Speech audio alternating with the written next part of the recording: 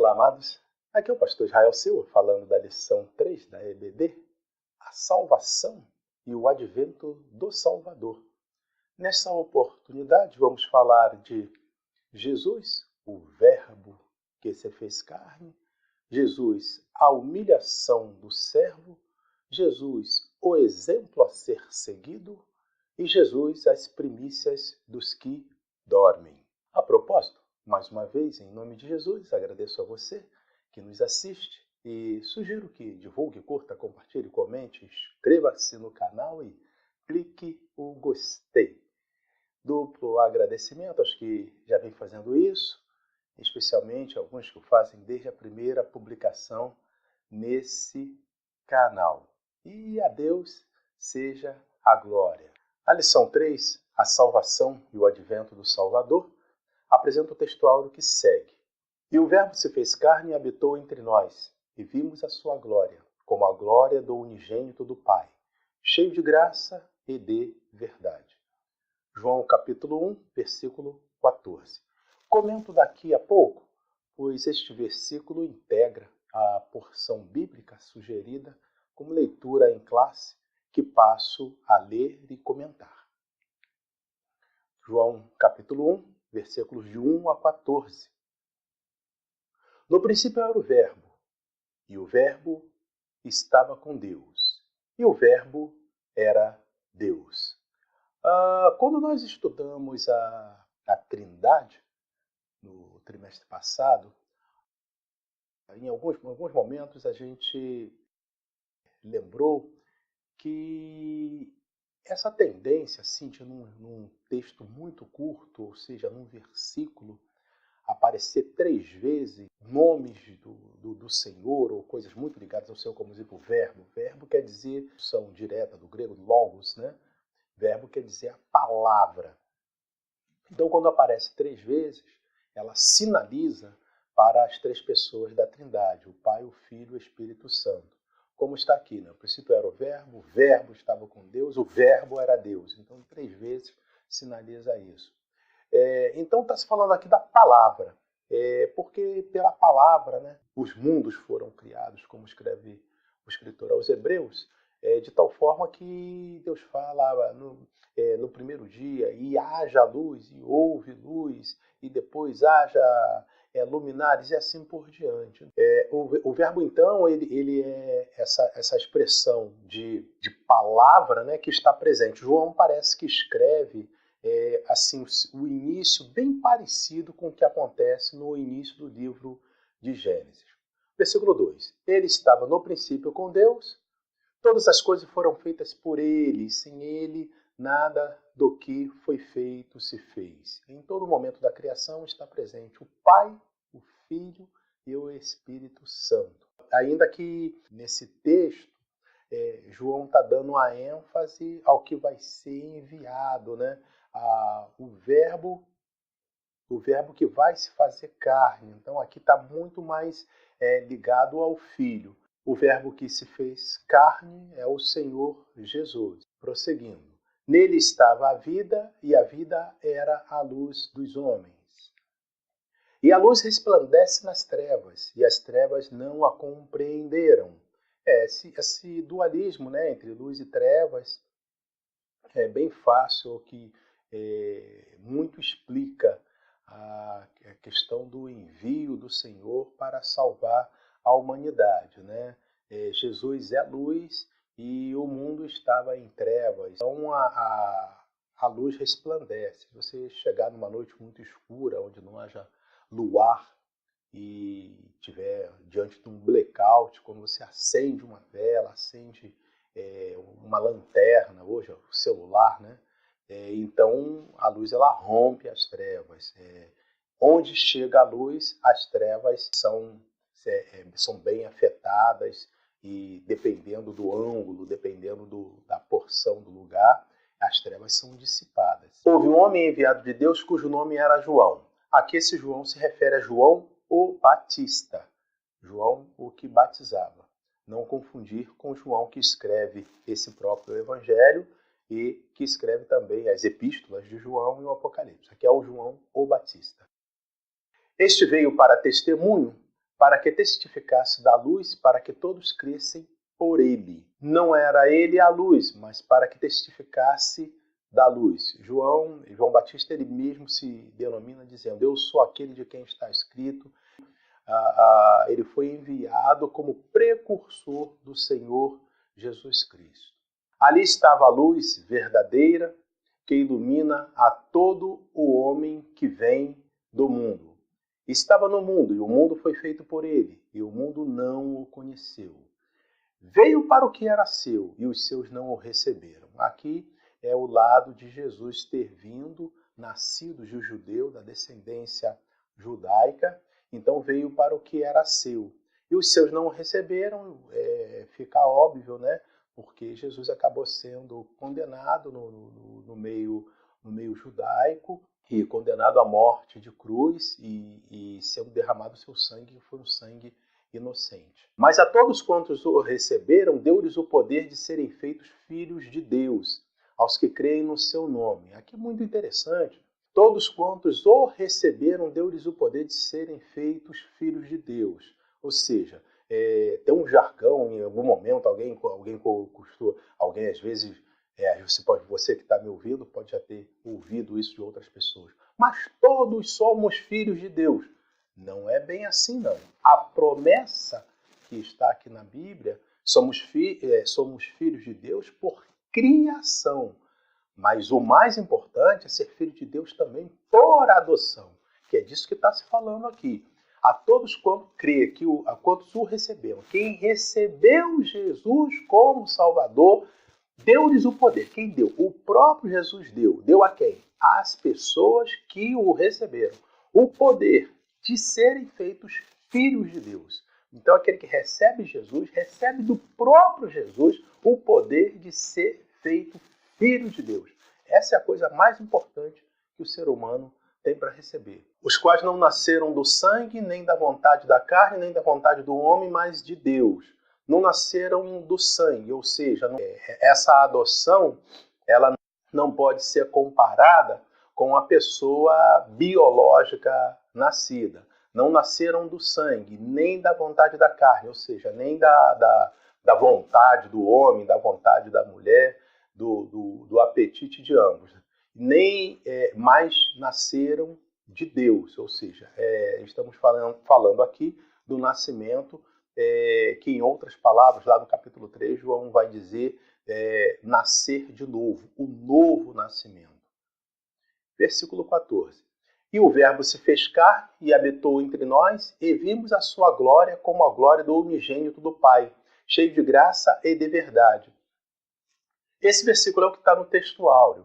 E o Verbo se fez carne, ou seja, a palavra se fez carne, Jesus se fez carne, Deus se fez carne e habitou entre nós humanos. E vimos a sua glória. A geração humana, né, da época, evidentemente, viu a glória do Senhor Jesus, como ele operava, como ele falava, como ele causava a admiração, como impactava, como suas palavras impactavam. Como a glória do unigênito do Pai, como a glória do Filho unigênito do Pai, cheio de graça e de verdade. Jesus disse: eu sou o caminho, a verdade e a vida, e ninguém vem ao Pai senão por mim. Diante desse tema, digo que nada é tão difícil e me dá mais prazer ao mesmo tempo do que falar do Senhor Jesus. É difícil porque, por mais que leiamos e ouçamos, parece que sempre ficará algo de bom que ainda não foi dito, e porque Jesus é maravilhoso. Lembro que há mais registro acadêmico da passagem de Jesus, o chamado Jesus histórico, pelo mundo do que qualquer outro personagem. Ou seja, há mais material acadêmico disponível sobre Jesus que a respeito de Napoleão, Calígula, Cleópatra e assim por diante. Jesus veio a este mundo após profecias em todo o Antigo Testamento, começando por Gênesis, capítulo 3, versículo 15, quando o Senhor falou para a serpente, né? Porém, inimizade entre a tua descendência, ou seja, entre a tua descendência, descendência da serpente, e a sua descendente, ou seja, descendência da mulher, seres humanos. E a grande profecia. E da semente da mulher nascerá aquele que esmagará a cabeça da serpente, se referindo ao que aconteceria quando Jesus estivesse morto na cruz, que aí tudo estava consumado. Então, começando por Gênesis, a gente vai ter, ao longo do Antigo Testamento, várias profecias, todos os livros profetizando do Senhor. Também Deuteronômio, capítulo 18, versículo 15, o próprio Moisés escreve e fala ao povo: o Senhor teu Deus te despertará um profeta do meio de ti, de teus irmãos, como eu, a ele ouvireis. Tem algumas traduções que até apresentam esse texto falando superior a mim, mas a ideia é um profeta de impacto para a sua época. Moisés estava falando de como seria o ministério do Senhor Jesus quando ele viesse, cerca ali de 1500 anos depois. Vale ainda citar Isaías, capítulo 9, versículo 6, porque um menino vos nasceu e um filho se vos deu, e o principado está sobre os seus ombros, e o seu nome será Maravilhoso, Conselheiro, Deus Forte, Pai da Eternidade e Príncipe da Paz. Esses 5 nomes se aplicam diretamente ao Senhor Jesus. Maravilhoso é um nome que já aparece lá no livro de Josué, o 6º livro da Bíblia, né? Conselheiro, Deus Forte, porque é o Deus Todo-Poderoso. Pai da Eternidade, porque o Senhor é eterno, e o Príncipe da Paz, porque a paz perfeita é só com o Senhor Jesus. E ainda João Batista, a véspera de batizar o Senhor, como registra lá o Evangelho de João, capítulo 1, versículo 27, João Batista disse: depois de mim vem aquele de quem não sou digno de sequer desatar as sandálias de seus pés. Esse vos batizará com o Espírito Santo e com fogo. João Batista causando muito impacto, é um profeta que aparecia no Antigo Testamento. O povo judaico estava ali com um vazio de cerca de 400 anos, que não aparecia, Deus não levantava um profeta de impacto, e levantou João Batista. E a grande mensagem de João Batista é dizer que ele estava ali prenunciando o Senhor Jesus. Glórias a Deus. Na verdade, temos todos os livros do Antigo Testamento falando da vinda do Messias, o que aconteceu nos dias de João Batista, na plenitude dos tempos, como está escrito em Gálatas capítulo 4, versículo 4. Mas, vindo à plenitude dos tempos, Deus enviou o seu Filho, nascido de mulher, nascido sob a lei. Nessa oportunidade, vamos falar de 4 verdades sobre Jesus. Número 1. Jesus, o Verbo que se fez carne. Mesmo que temporariamente, para que isso acontecesse, Jesus renunciou à sua riqueza. Imagine, tudo, a Bíblia diz que tudo quanto foi feito, tudo foi criado, principado, potestades, tudo quanto existe no céu e na terra foi feito por Ele e para Ele. Então toda essa riqueza Jesus tinha, semelhante também à glória que Jesus também renunciou, mesmo que temporariamente. Em algum momento, o Senhor Jesus, fazendo oração, disse: Pai, glorifica-me com a glória que eu possuía contigo antes que o mundo existisse. Então, o Verbo se fez carne, a palavra se fez carne, Deus se fez homem como nós. Jesus renunciou, mesmo que temporariamente, à glória que possuía com o Pai desde antes da criação, como está escrito em João, capítulo 17, versículo 5. Importa dizer que esta renúncia não tirou o atributo original da segunda pessoa da Trindade, o Filho. Falando sobre os atributos de Deus, onisciente, onipresente, onipotente e eterno. Então, esses atributos só cabem ao Pai, ao Filho e ao Espírito Santo. Então, o que dissemos aqui, mesmo com essa renúncia, o atributo original da segunda pessoa da Trindade, ela não não foi tirado. O que acontece é que Jesus, como escreve Paulo, ele se esvaziou da sua glória. Então, no momento, Jesus ficou sendo verdadeiro Deus na terra e ficou sendo verdadeiro homem. Isso foi está bastante lá ainda, a lição está no nosso canal, a lição sobre a Trindade, falamos bastante sobre isso. Na verdade, Jesus encarnado é o verdadeiro Deus e verdadeiro homem, o que dificilmente será explicado por ciências naturais, como está escrito em 1 Timóteo capítulo 2, versículo 5. Porque há um só Deus e um só mediador entre Deus e os homens, Jesus Cristo, homem. Pode ajudar no entendimento disso a comparação com o programa Chefe Secreto, quando um diretor de empresa se faz passar por um trabalhador braçal, visando entender os anseios e condições de trabalho de seus subordinados. Isso, de vez em quando, passa na televisão. E aí aparece lá no meio dos servidores, dos funcionários mais simples ali da empresa, aquele homem ali, aí diz para todo mundo, para os outros trabalhadores, para os demais, que ele é um recém-contratado, está aprendendo o trabalho, enfim, e começa a desenrolar aquela conversa.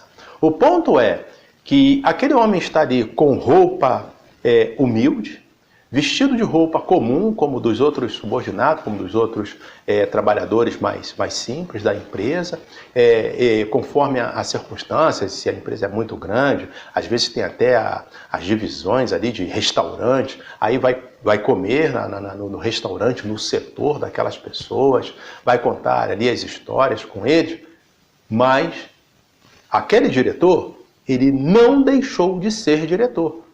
Ele está fazendo tudo isso, mas ele continua sendo o diretor o tempo todo. Ele poderia a qualquer momento dizer, epa, chega aqui, já está bom para mim, como se diz aí, já deu, e na verdade, eu sou o presidente da empresa e eu vou parar com esse negócio. Ele poderia, a qualquer momento ele pode fazer isso, porque ele é o dono.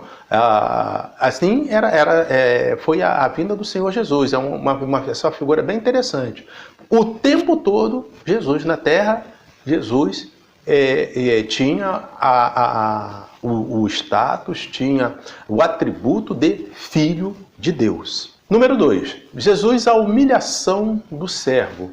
Em Jesus vemos humildade de rico, lembrando que nem todo pobre é humilde, né? Ou seja, nem todo pobre o é, mas há o pobre soberbo, o que é mais comum do que parece.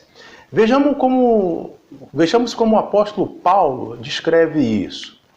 Filipenses capítulo 2, versículos de 5 a 8.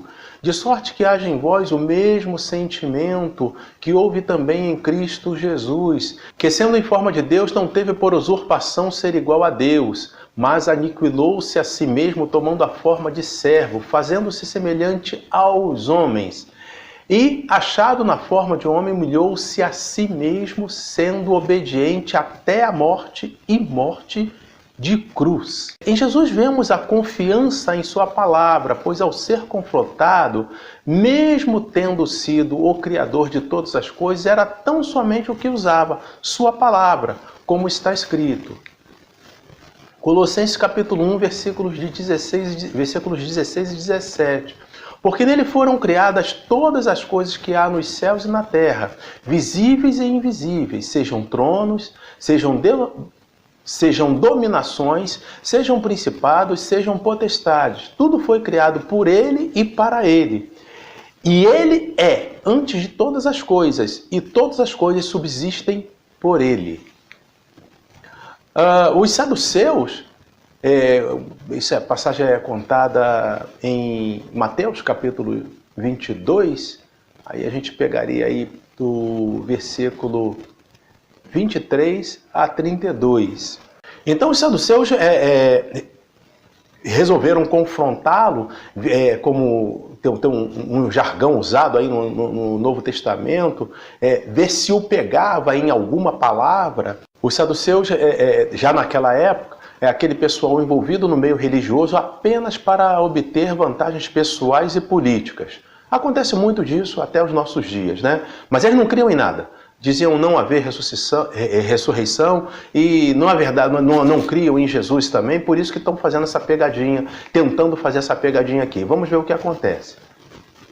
Versículo 24, dizendo: Mestre, Moisés disse, se morrer alguém não tendo filhos, casará o seu irmão com a mulher dele e suscitará descendência a seu irmão. Aqui os saduceus estão falando de uma doutrina do Antigo Testamento que fala do levirato. Então, de tal forma, basicamente era quando morria um homem, né, ele deixando uma viúva, então a lei mandava que ela fosse despojada por pessoas da família dele.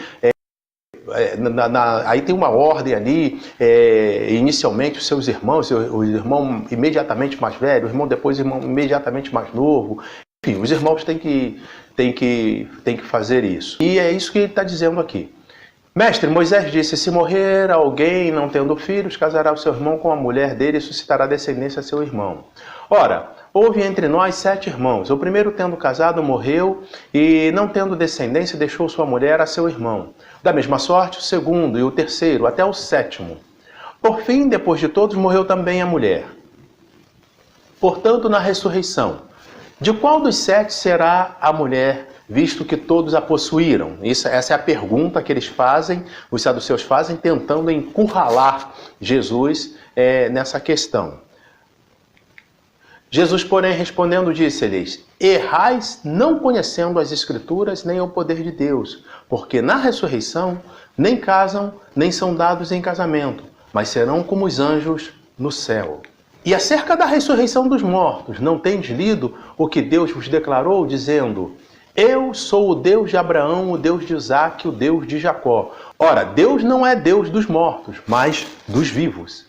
Número 3, Jesus, o exemplo a ser seguido. João capítulo 3, versículo 15, assim está escrito. Em João capítulo 3, versículo 15 está escrito, porque eu vos dei o exemplo para que, como eu vos fiz, façais vós também. O caráter de Jesus contém renúncia. No dicionário da Academia Brasileira de Letras, encontramos caráter definido como sendo conjunto de traços psicológicos e morais, positivos ou negativos, que caracteriza uma pessoa ou um grupo. O que me leva a afirmar que o caráter não se esgota quanto ao que a pessoa diz, mas principalmente no que faz. Que exemplo de vida essa pessoa dá? No entanto, no caso de Jesus, ambos enfoques são de vital importância, pois além do melhor exemplo de vida que o mundo já viu, também suas palavras são perfeitas em conteúdo, vivência e poder, como afirma o apóstolo Pedro e registra o evangelho do apóstolo João. Em João capítulo 6, versículos 68 e 69, respondeu-lhe, pois, Simão Pedro, Senhor, para quem iremos nós? Tu tens as palavras da vida eterna. E nós temos crido e conhecido que tu és o Cristo, o Filho de Deus. Número 4. Jesus, as primícias dos que dormem. Em 1 Coríntios capítulo 15, versículo 20, está escrito, mas agora Cristo ressuscitou dos mortos e foi feito as primícias dos que dormem. Porque assim como a morte veio por um homem, também a ressurreição dos mortos veio por um homem. Porque assim como todos morrem em Adão, assim também todos serão vivificados em Cristo. Mas cada um por sua ordem. Cristo, as primícias, depois os que são de Cristo, na sua vinda.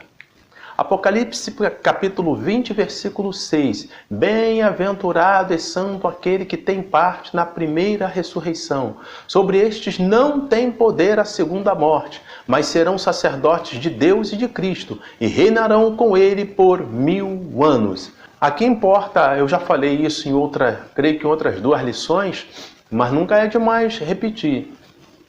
A primeira ressurreição, ela se compõe de 3 grupos. Para você que acompanha as lições, você já sabe quais são, né? Então a primeira, dessa que nós estamos falando. O primeiro grupo, na verdade é um grupo unitário, né? É Jesus. Por isso que Paulo escreve, Jesus é as primícias dos que dormem. Então o primeiro grupo, o próprio Senhor Jesus que ressuscitou para não mais morrer.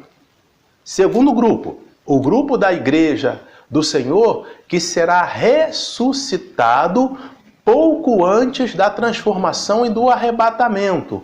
Então, primeiro grupo, o próprio Senhor Jesus, há cerca de 2000 anos atrás, e o segundo grupo, o grupo que será ressuscitado antes do arrebatamento. E o terceiro grupo são aqueles que serão ressuscitados por terem morrido durante a grande tribulação. E é desse versículo aqui que o apóstolo João, né, escreve aqui no Apocalipse. Aqueles que têm parte na primeira ressurreição. Então, a primeira ressurreição são esses três grupos. Concluindo, falamos que Jesus é o Verbo que se fez carne, falamos que Jesus se humilhou como um servo, falamos que Jesus é o exemplo a ser seguido, falamos que Jesus é as primícias dos que dormem. Deixo também o versículo que a gente chama de versículo-chave da Bíblia. João 3,16. Porque Deus amou o mundo de tal maneira que deu o seu Filho unigênito para que todo aquele que nele crê não pereça, mas tenha a vida eterna. Até aqui, amém? E a Deus seja a glória. Pai, em nome de Jesus, nós te oramos, bendizemos, glorificamos o teu santo nome.